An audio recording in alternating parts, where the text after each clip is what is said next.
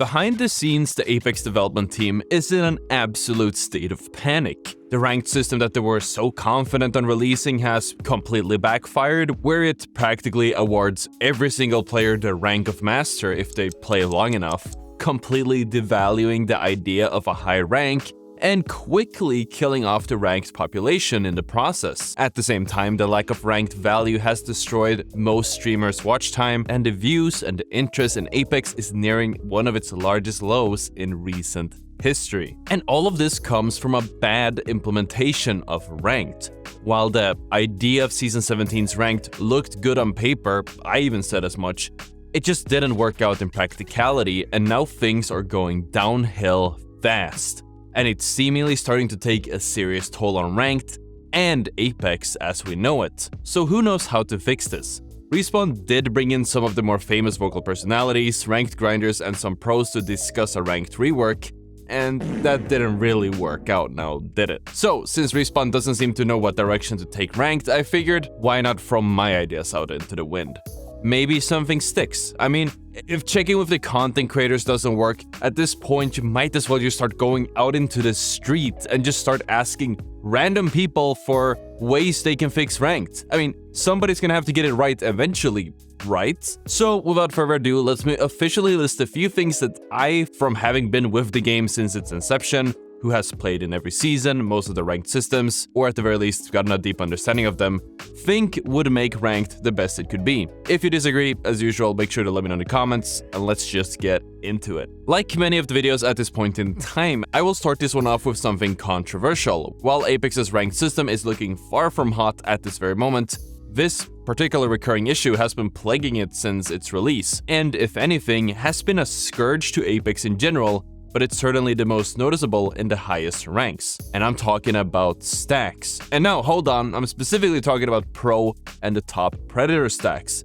Their effect is exacerbated by the lack of proper matchmaking, but I believe that tackling this head-on will lead to tons of improvements on its own. If you just don't allow them to play together, we could just end the video here, I guess. Because for obvious reasons, the average pro player is miles better than the average master, the average predator, or obviously the random golds that they get queued up in an ordinary ranked game. But despite this, they are still able to play together and farm the ranked lobbies as if they are pub stomping as a full pre-made team all day long. Having one squad that's just so much better than any other squad in the lobby causes a really lopsided game, where every game devolves from, actually playing Apex into staying as far away from the sights of the pro players, the streamers, and some predators for as long as possible, rather than, again, just playing the game properly. The high-tier players know this and treat every ranked game like a chill vibe session as they play around and roll through casuals. And obviously this applies to a much wider span than just pros, because Sammy Duke, the lead in charge of the matchmaking rework that we saw recently, said as much. And when I asked him about the percentage of solo queuers making it to Master, he straight up told me that statistically it just doesn't happen. So I got the impression that solo queuing to Master, before the season, was a statistical anomaly at best. Because already at Diamond, a wide majority of all players are in pre-made squads, and in Master, it's almost everyone. The few that do solo queue are stuck in kind of a bad spot, as all the good players already are in a pre-made stack, meaning that the solo queuers are stuck with other solo queuers who are probably going to be, mechanically and overall bad at the game. They're not going to have synergy with each other, and they're just bound to lose. And for these reasons, among others, which I have covered in other videos, I think that ranked should be solo queue only over one specific rank. In this case, that will be Master. Once you hit Master, I believe players should just be forced into solo queue. This puts everyone at a level playing field before even starting to queue up in the first place. There will be nobody boosted into High Master or Predator, and climbing higher into the Master ladder immediately gains some recognition and some prestige. But while I said this would be a good improvement, on its own, it does introduce a lot of problems unless Respawn addresses their skill buckets. Now, the whole concept of skill buckets is kind of advanced, and I'm going to simplify it a lot like this. In Apex's matchmaker, all the players around a certain skill level will be placed into different buckets. In the previous version of this matchmaking, there were 4, and now there are way more. This applies both to pubs and in ranked, but it has a few issues, most notably where a gold player will perform really well in his gold match, and then the matchmaker seemingly assuming that he's good enough to hang with the predators, after which he obviously gets absolutely demolished. In most ranked systems in other games, ranked players are match-made either based on the rank, where they only play against players in the same or nearby ranks, and in some other games, there might be a combination of their hidden matchmaking rating and their actual rank, and in some select few cases, their hidden matchmaking rating is still pretty close to their actual rank, where they do gain rank a lot faster if they perform a lot better than their counterparts. There's no hard cap on how many points they can make per game, it just catches up. And of course, sorry, I'm sidetracking here. The point is, in Apex, your hidden matchmaking rank and your actual in-game rank can be incredibly separated. And the points reward system in Apex seems to do a very poor job of keeping both of them even close at all, leading to the confusion we see online every single day where golds are up against way higher ranked predators. That's not that hot of a take, I think. The easy solution here is either adjusting the points so it's closer to how the matchmaker works, adjusting the matchmaker overall, or making it a lot stricter where you still can only be matched against players in the same tier as the one you are in, or within a certain skill range. In this case, for example, a top-tier diamond could be placed against, say, a bottom masters. An additional benefit of this that I would love to see would be a more granular matchmaking overall when it comes to the master rank itself, where you would divide the higher master players away from the lower master players. But honestly, it requires so much of a player base, it's a lot of hopium, and I don't see it happening realistically. And next up is less of a fix, but it's something that I just want to throw out there, because while there isn't much of a reason to play rank if you want a competitive experience, there also isn't a reason to play it at all, really, at this point. There's a reason to play ranked because the rewards are just not that good. I'd love to see something more creative for players who finish, for example, in Predator.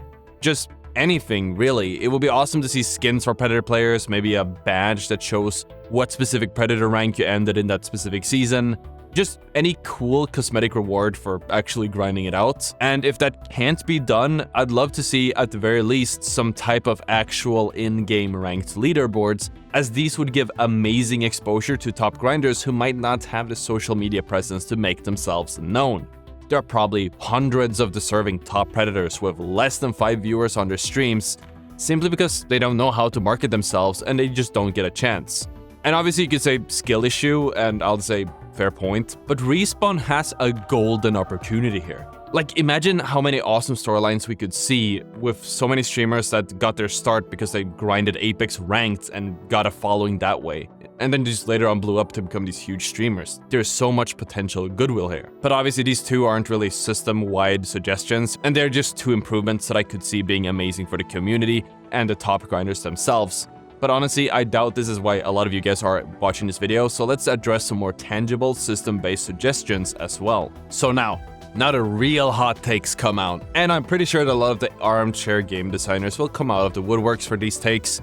And I mean, I'm one of them, so I guess the pot is calling the kettle back. So before I share my ideas for how to improve this on a systemic scale, you might wonder, what are my qualifications? Well, we know where having qualifications gets you, so let's just continue.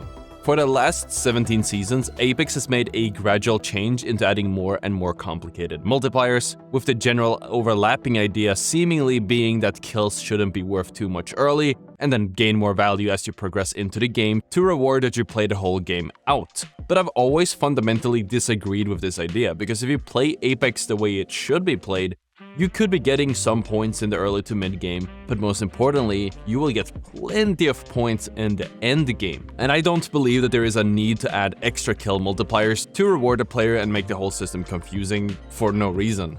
Just have kills be worth one thing and placements the other.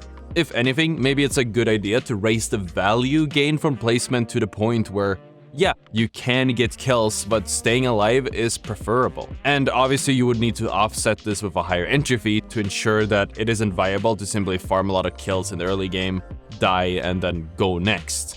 It should be the most viable to win every single game or get into the top 5 or whatever. And of course, as a side note, especially when kills are worth less, I would love to see the assist system reworked into a team kill point system instead, because there are so many ways you can contribute to a kill outside of dealing damage to the target a few moments before they died. and assist really force support or anchor rolls to overextend to get damage in, just to ensure that they also get RP. And obviously this whole system would entice ratting, but I believe that if we had a good system in place, it will still reward the players that play the game the right way, and if the games are played out properly and they're sweaty as they should be, ratting gets increasingly less and less viable. And by having the games being solo queue only, this means that there won't be full Predator squads running through the lobbies like they're doing now. Also, I just want to throw a really wild concept out there that I do want to bring attention to, because I was kind of thinking, what if we just like remove kill points? You know what I mean? Like just go full placement points. I mean, I'm just saying, if you remove kill points, it's not like kills don't matter. Kills allow you to get more loot, they generally allow you to make certain rotations and take certain good positions, and obviously directly will give you a bit of a better placement score since there are fewer teams in the lobby. So I mean, give it some thought. I don't know. I'm not saying this is a good solution, but I just want to throw this one out there as some food for thought. So the real problem with this entire system, not the remove kill point system, we just ignore that point for a little bit, is that it will lead to more competitive games, but they will come at a cost. Namely, the queue times will be longer across the board, especially at the highest levels, even more so if you're splitting masters up, you know, depending on how deep they are into master, which is a really risky and difficult decision to make, especially when the ranked population already is dwindling. But who knows? There's always the off chance that a higher prestige and incentive to play ranked leads to a higher player participation, which in turn maybe even boosts the queue times, leading to a more competitive, more enjoyable game. And at the end of the day, the higher interest leads to shorter queue times anyways. And I mean, I for one would definitely still play through longer queue times. I mean, I played in the Realm solo queue tournament where you would sometimes had to wait up to 20 minutes just to get into a lobby, but I will understand that I am on the extreme end of this. Either way, I strongly believe that implementing all of these changes together, or a version of them, will be a huge improvement to ranked. And hey, if Respawn is throwing shit against the wall to see what sticks, why not try my shit? Let me know what you guys think in the comments. If you guys enjoyed the video, hit the like, subscribe, and of course, if you want to hear more about solo queue, check out the banger on the screen. Thank you so much for watching, and I'll see you all tomorrow.